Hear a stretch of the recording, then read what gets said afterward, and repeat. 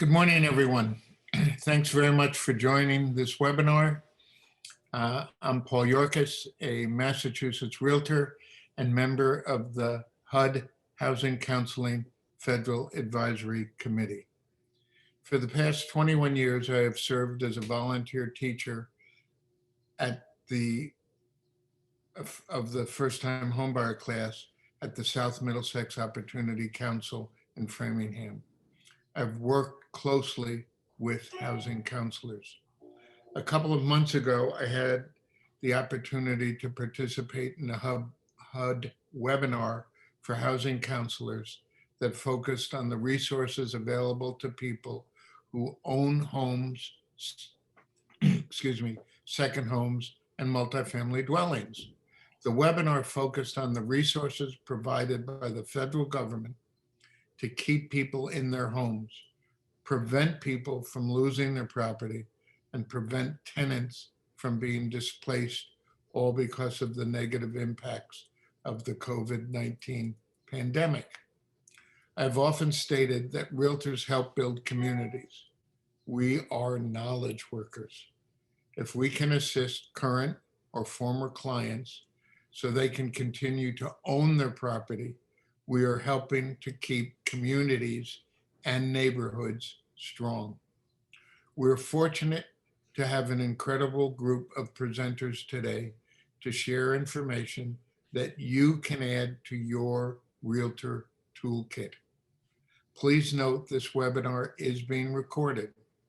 All of the slides will be emailed to you after the program, so there is no need for you to take screenshots.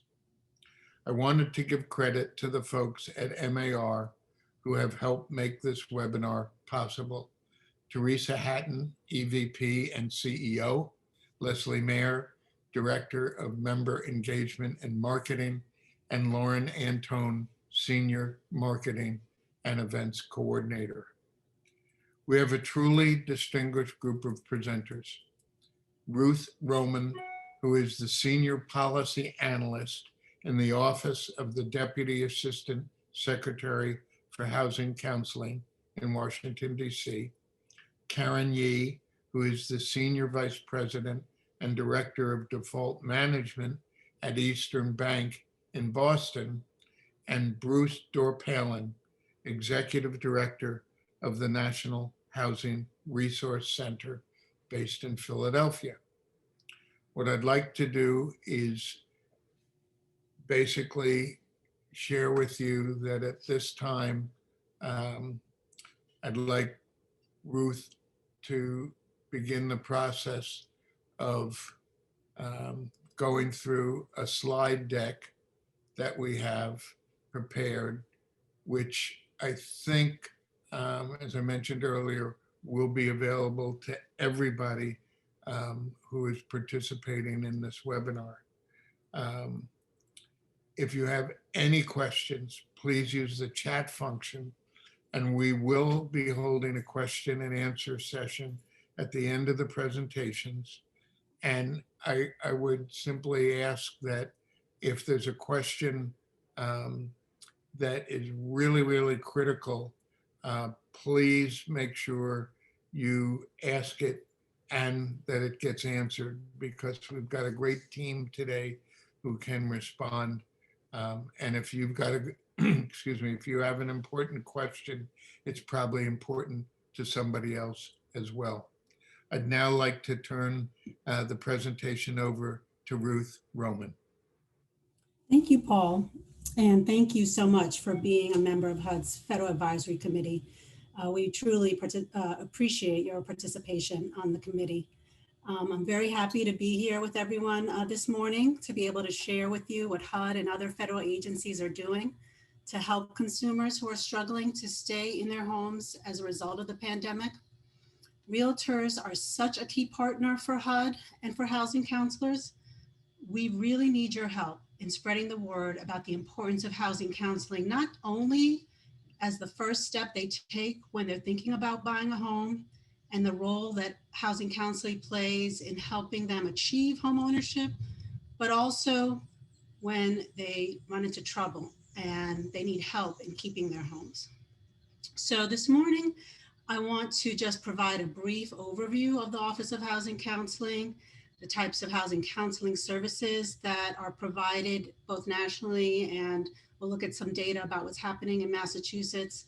I'll then give some information about FHA and federal resources and policies that are making resources available to tenants and homeowners. And then I'll just wrap up by pointing you in the direction of some information that's available on HUD's website. So the HUD's Office of Housing Counseling, you have our mission statement here. We're really committed to empowering individuals and families across the country with the knowledge and the skills that they need to achieve their housing goals. Whether it's helping a family transition from being homeless to transitional permanent housing, buying their first home, renting an apartment, we really want to give individuals and families access to an independent and trusted advisor who can help them create the opportunity to live in an affordable home and improve their lives. We accomplish this mission by partnering with over 1,600 HUD-approved housing counseling agencies across. This includes local nonprofits, state, regional, and national housing counseling intermediaries that have a network of affiliates. This also includes local governments as well as state housing finance agencies. We monitor the agencies for program compliance, conflicts of interest, and the quality of their housing counseling. Implementing the statutory requirements to test and certify all housing counselors has been a priority for the department.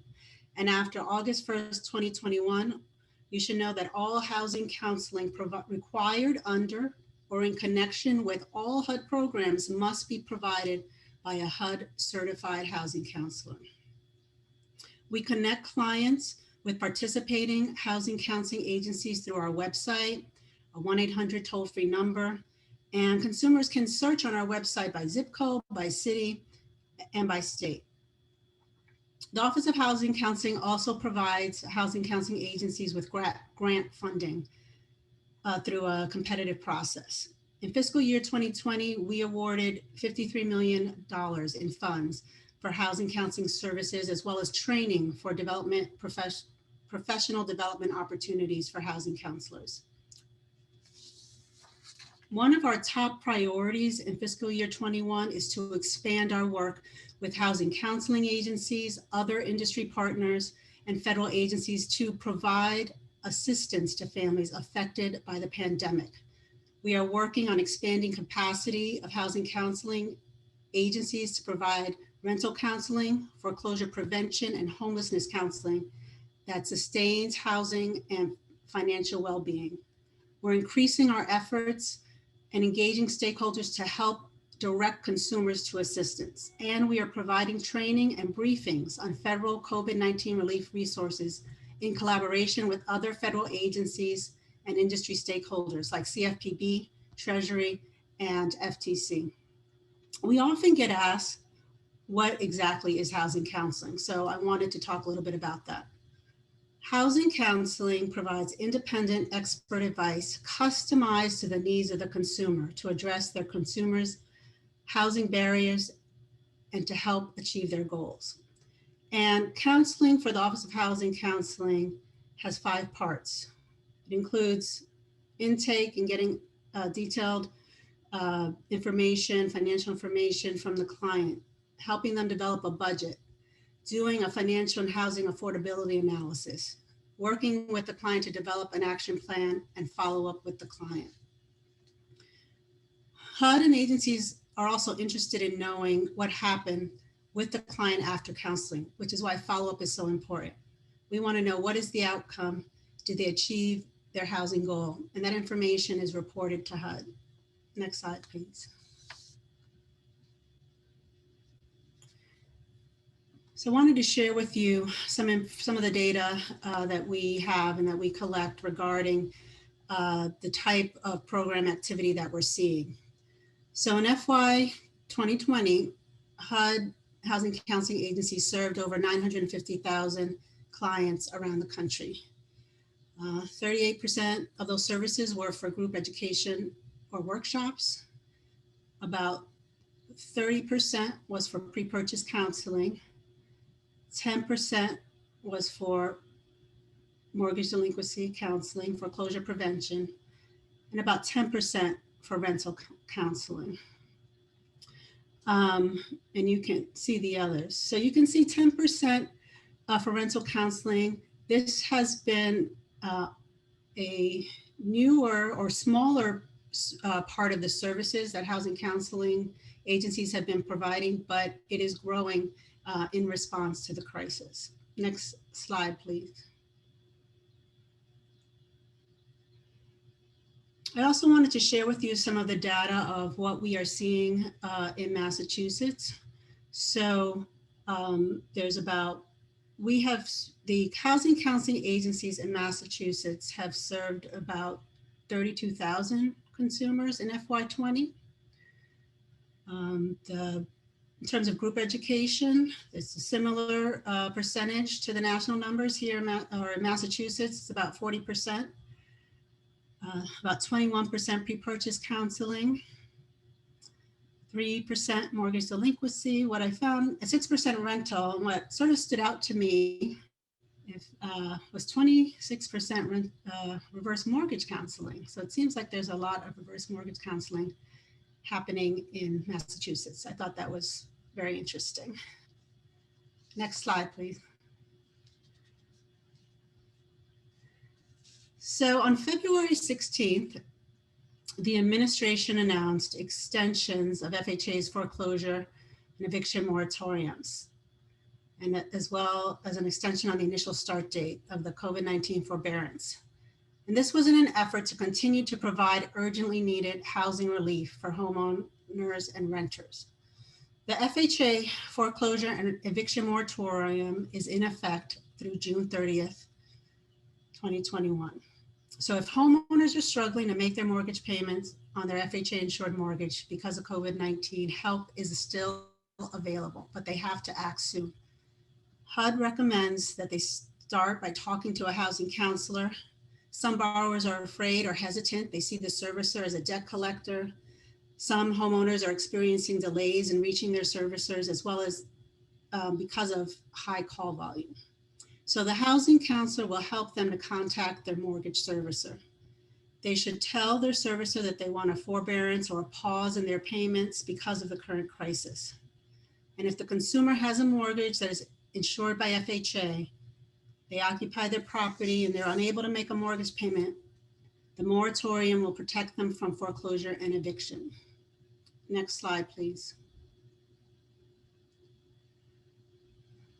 All FHA insured borrowers are eligible for a COVID-19 forbearance, regardless of the delinquency status of the mortgage. If a homeowner is behind or about to be behind on their mortgage payments because of COVID-19 and they have not yet requested a forbearance from their servicer, they can request one up to 6 months of forbearance initially, and is an additional 6 months if they need it.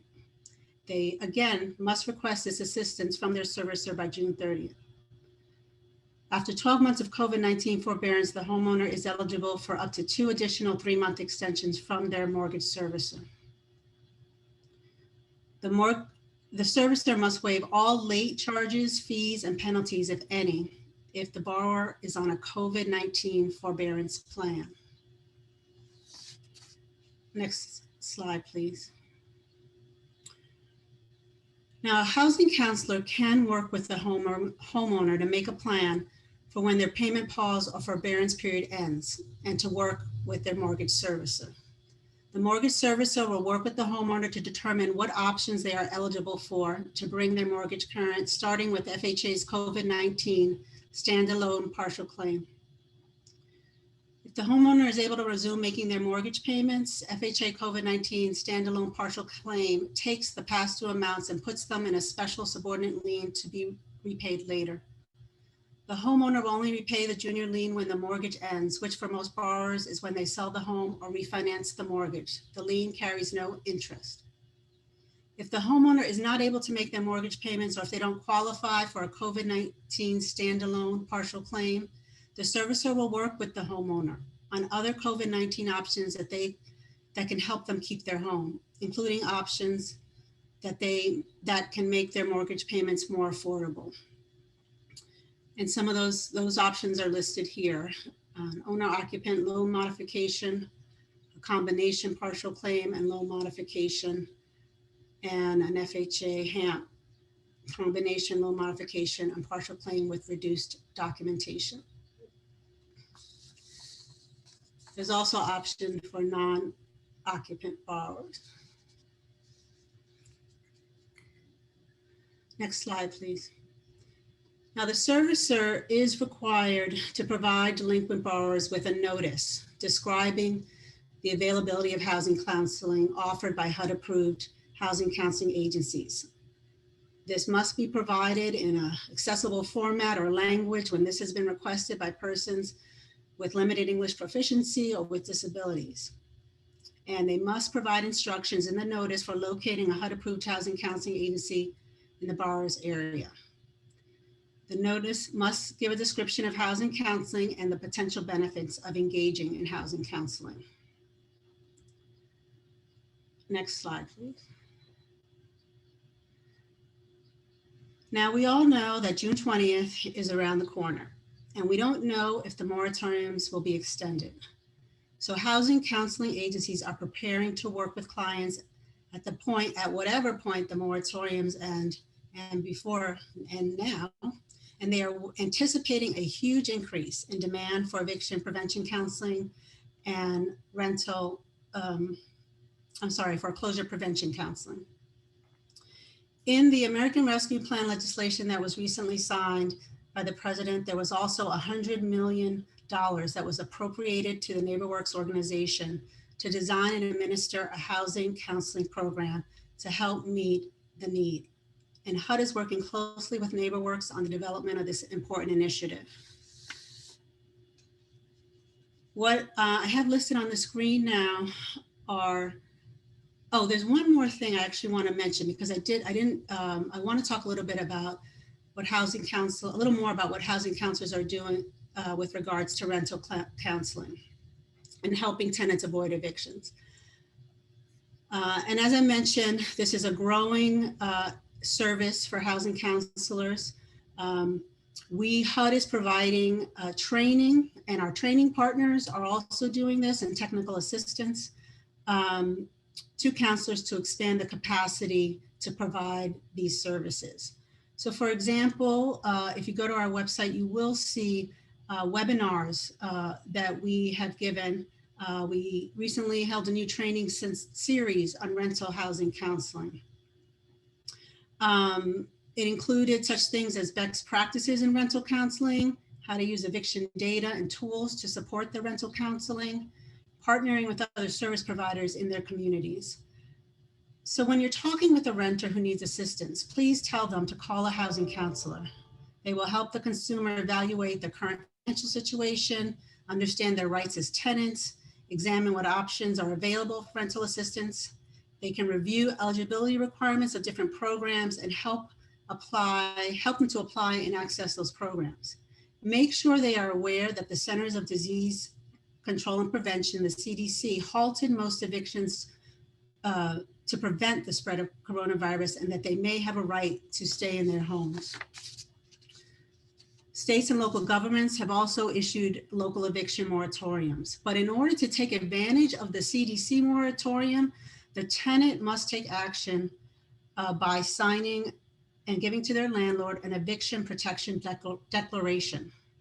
They have to, so the protections are not automatic. They have to fill out a declaration. They have to sign it. They'll have to review it to see if they qualify, sign it, date it, give it to their landlord, and keep a copy. And what we have heard is that many renters are not aware that they may be eligible for these protections, and that they are not aware of what they have to do to take advantages of these protections. So again, you can see here that we have extensive resources online for counselors to access the archives of our training. We have also made an effort to develop social media materials and make them available to housing counseling agencies. So in order to do more outreach online and to reach their clients and let them know where to go to get assistance. And that those materials are also online. Next page, please. or slide, yes.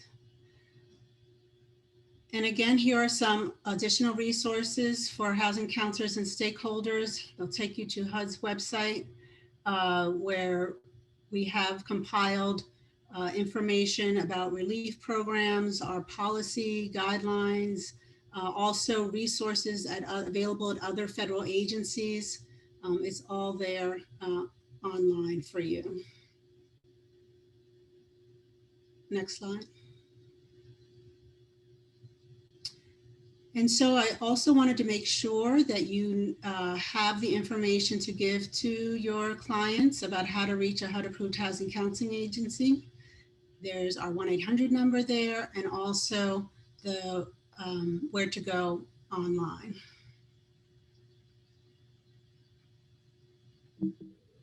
And finally, this is how you reach the Office of Housing Counseling.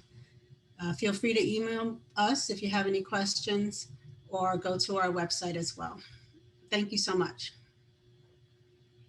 Thank you so much, Ruth. That was really very helpful. And I just want to go back and talk with you as well as Karen about the eligibility. It's my understanding that individuals who own second homes are also eligible to seek assistance, especially if that second home was a vacation home that they typically rented during vacation season, but because of COVID-19, they were not able to rent the property. If you could talk, if you or Karen could talk a little bit about that, the eligibility for that assistance, I think that would be helpful. That may be the case. Karen may have more information on that. I'm most familiar with as how it relates to owner occupants. And I guess what I would say is from an overall perspective, regardless if the property is owner occupied or if it's a second property, um, overwhelmingly, the most important thing I think what I would say is that for consumers that are experiencing financial difficulty, whether it's due to COVID or in non-COVID circumstances, super important to reach out to your servicer or your lender and let them know that you're experiencing financial difficulty. Overwhelmingly, what we find is, we know these are tough topics. We know that no one wants to be in this place. Certainly no one actively reaches out and has a conversation with their bank regarding these troubling circumstances. But that's really the best thing that I think that you can advise your clients to do. Banks and servicers want to work with the consumer to understand the nature of the issue, regardless if the loan is insured by FHA or another government entity, or if it's a portfolio originated loan.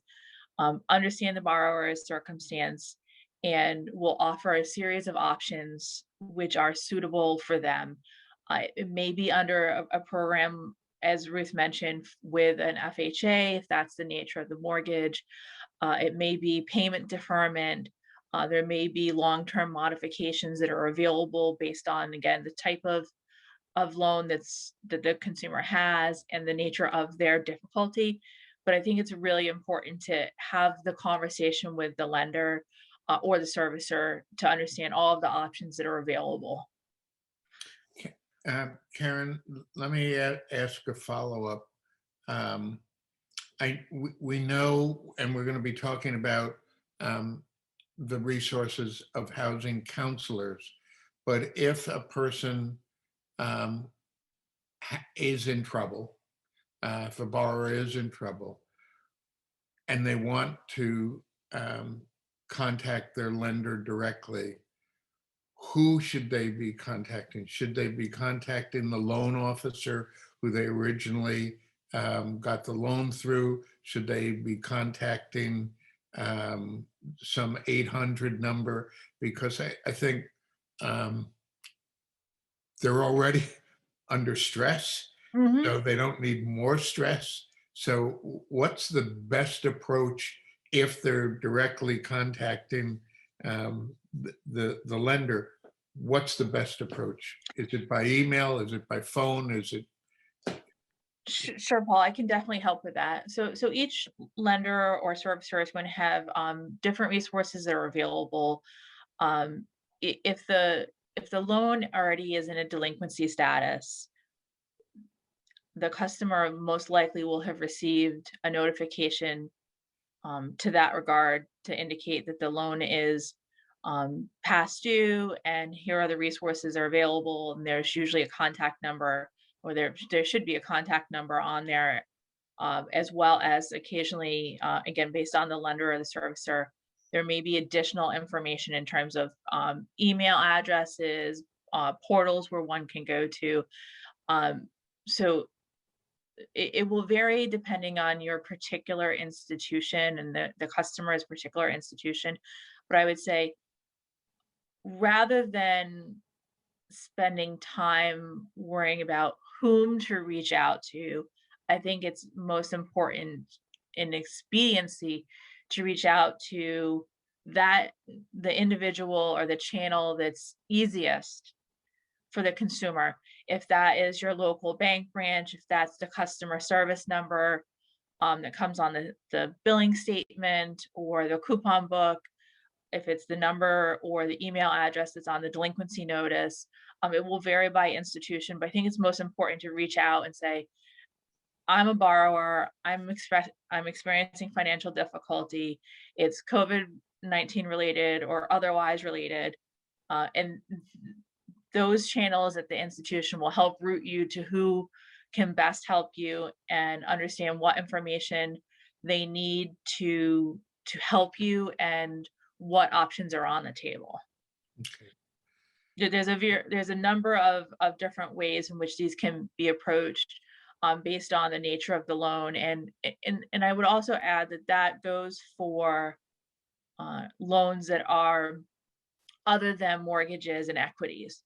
So that also goes with your suite of consumer loans, be they unsecured loans, credit cards, auto loans. The like, really the important thing is to reach out to your lender and work out a solution. We want to work with borrowers. It's the best thing for the institution, and it's the best thing for the consumer. That's great. Thank you.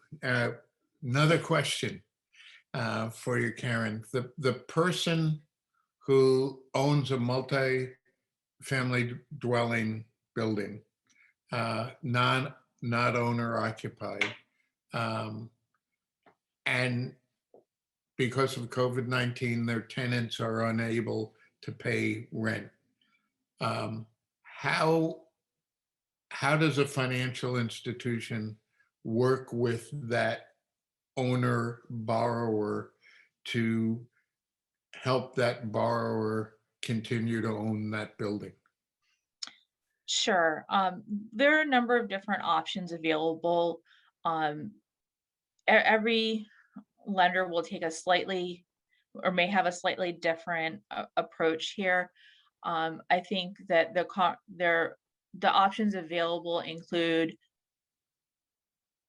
payment deferments or short-term payment modifications, such that maybe the monthly payment is limited to interest and the principal is moved to the back end as a loan. There are a number of different options available. They will vary by institution, but there are multiple options available. And again, it's also important to highlight that loan modifications and payment deferments are and have been tools that are available for customers experiencing financial difficulty outside of COVID-19. So we used similar tools in the 2008-2010 crisis. Given the nature of the pandemic and the government assistance, there are additional tools in the toolbox, but there was always a toolbox there. So I think that that's also important to mention, so that folks think, going forward, once we're out of the pandemic, that if there is a situation of, unemployment, health, serious health issues or the like, that there are also options available. And do talk to your lender or your servicer. That's great. Thank you very, very much.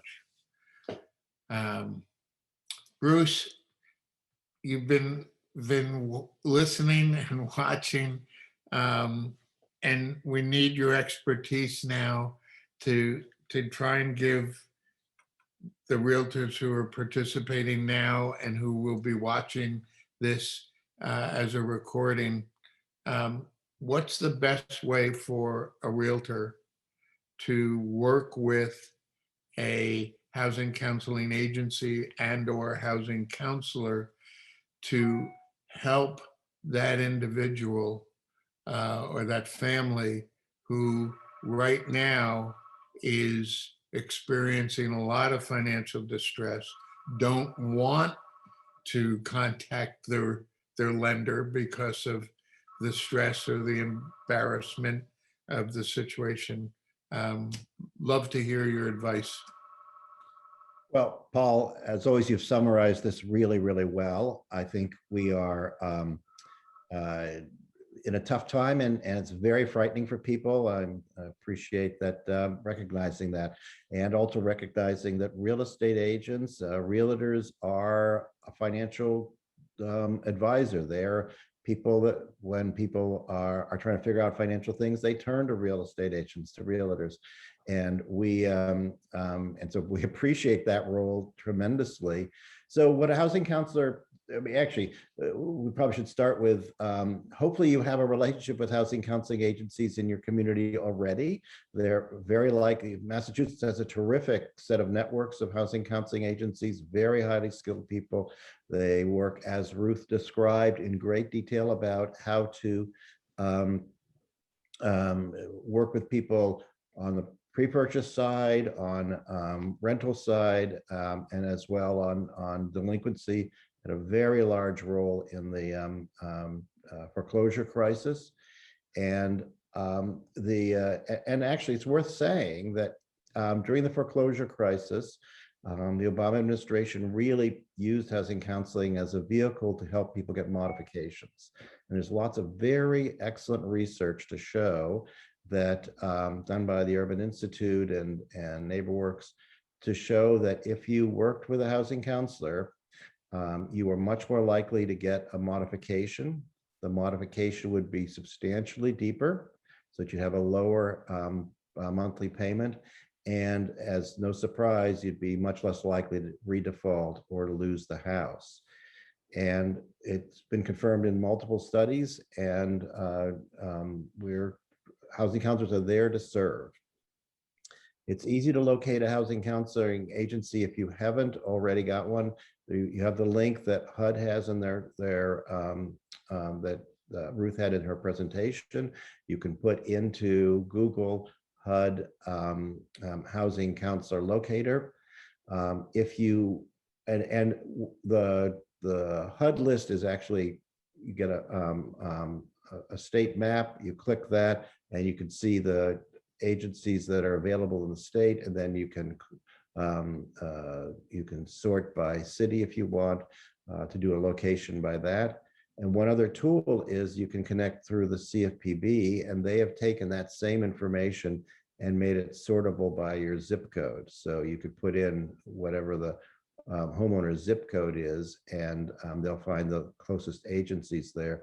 And you just do that by going to the CFPB website or doing Google and CFPB find a housing counselor. So all of those are easy to do.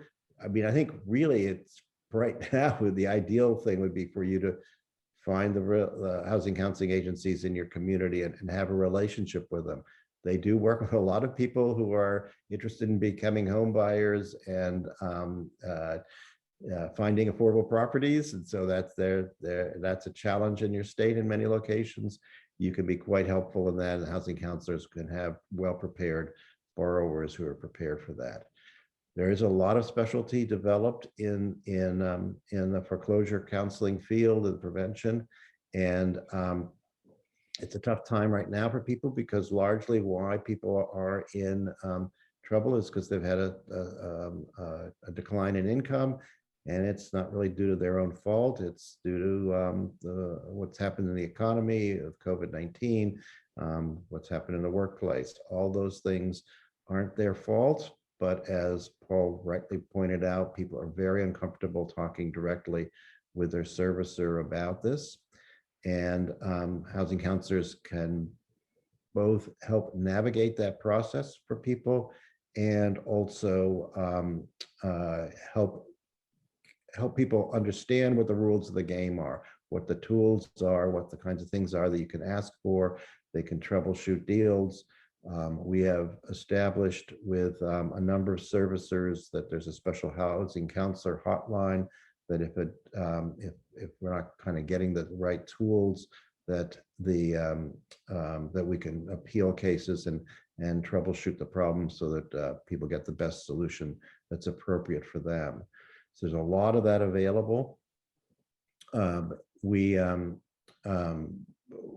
Counseling agencies in general will also look at not only what problems people are having with their mortgage, but also with other expenses. Because if you're having trouble with your mortgage, your electric bill is probably in trouble as well, and trying to help people manage those expenses. And I would just add quickly that I think that while I'm sure you're getting some calls now, it will be much more intense in a few months. At what point the economy is coming back, and hopefully there'll be an extension on the forbearance on the short term, but that there'll be more and more people who will need to be able to navigate getting an appropriate loan resolution when they come back. And there are a number of tools that are available. Karen kind of walked through the basics, but for some people, if your income has been restored and you have a federally backed loan, with a Fannie or Freddie loan, the tool of preference right now is what's called a deferral, and your delinquent payments that have been unpaid go on as a silent second on the back of your loan, but that really only covers principal and interest, and so unpaid taxes and insurance will need to get paid off either through a payment plan or through some other public assistance.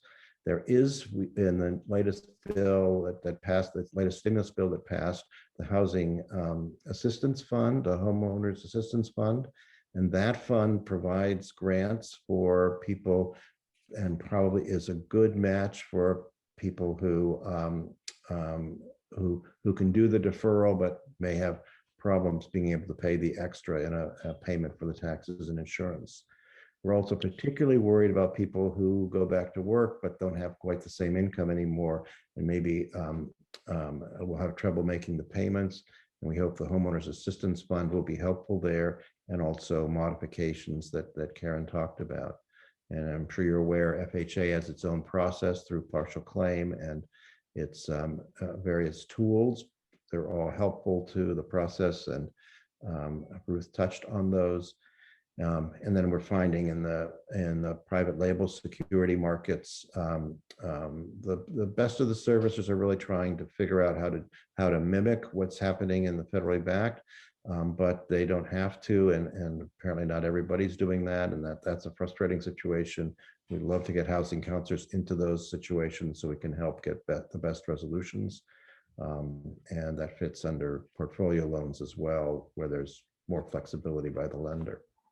And I would just add to Bruce's comment on the escrow payments, which are the tax payments, insurance payments, depending on the nature of the insurance, whether it's flood insurance or PMI.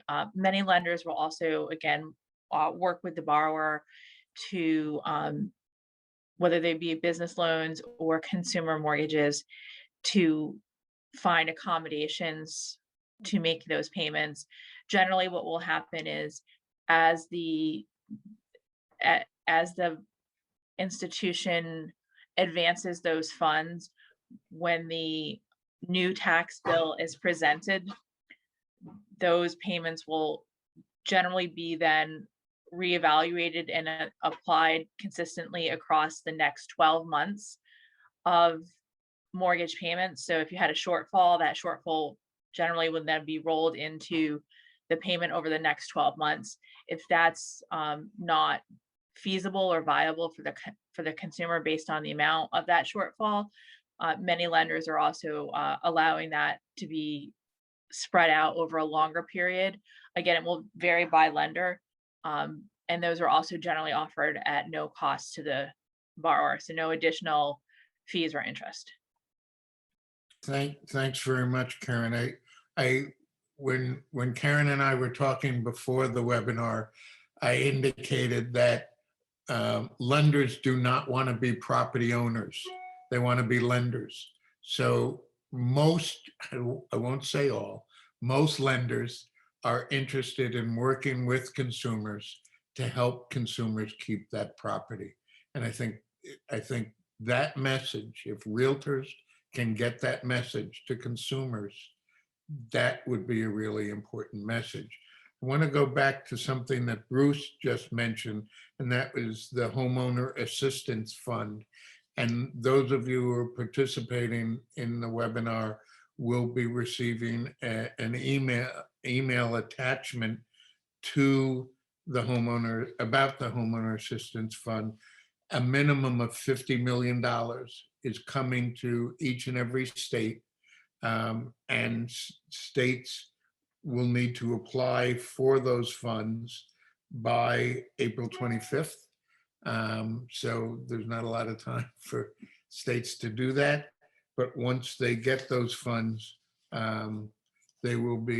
states will have to set up the procedures for the manner in which those funds will be allocated. And they're really for homeowners who are most financially distressed, I'll put it that way. Yep.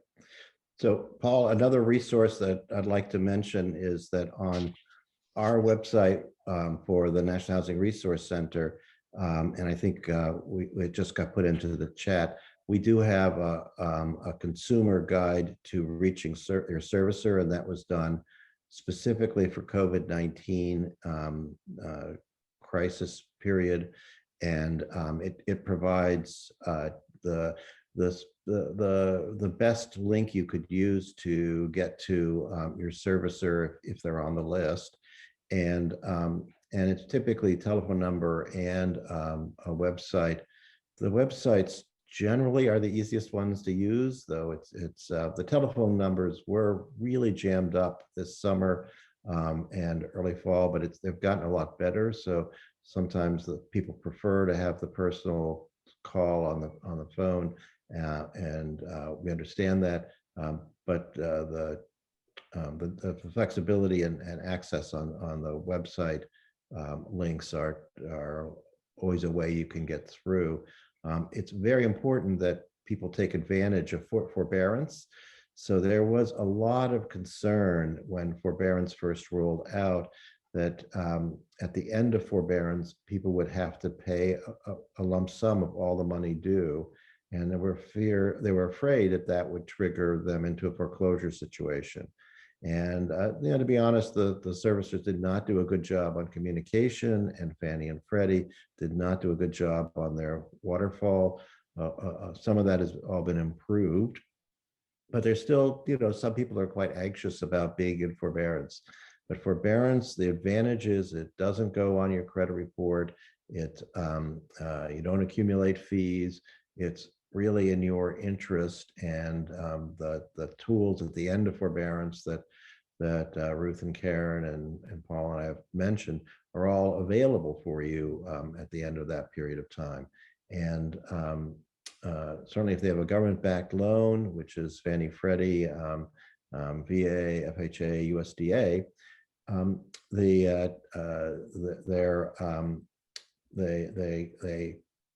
they can offer a lump sum, but they have a much more robust waterfall that they can use, and that they should use, and so people have a better resolution. So that's a big communication issue. So if you do come across somebody who's not on forbearance yet, they should.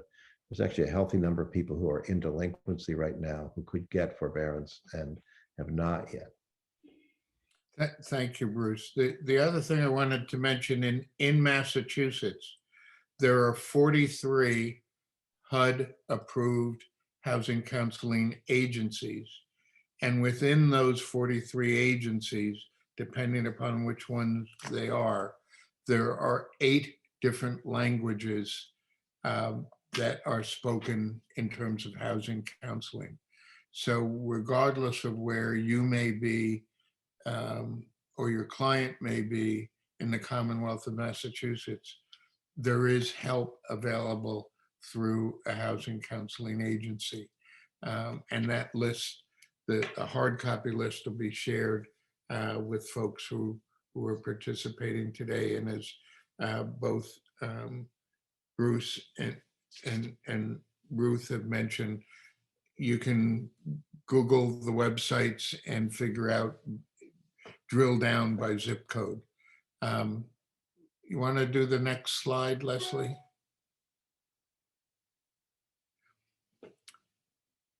If you look at this slide, and again, this is going to be, you'll be receiving this. Here's your phone numbers.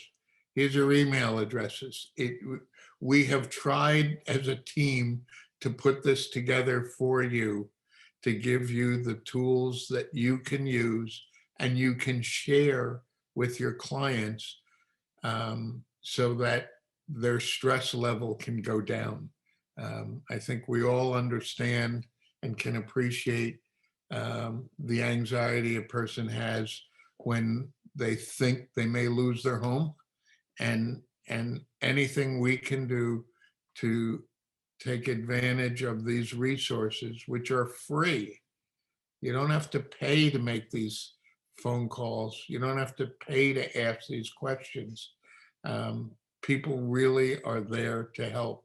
And as Karen mentioned, if you call the lender, they, not always, but they are there to help you. They have an obligation to explain to you what your client's opportunities are in terms of becoming financially whole again.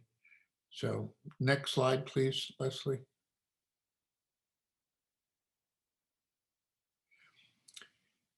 The National Housing Resource Center, in the chat box is the email address, the web address for the National Housing Counseling Resource Center.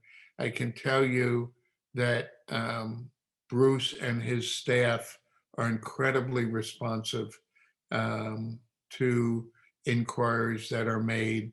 And I would encourage you to reach out to Bruce. One of the things at a meeting of the Housing Counseling Advisory Committee, a question came up about, well, if I have a client and I refer that client for housing counseling, how do I know I'm going to get that client back? And there actually is a rule about that.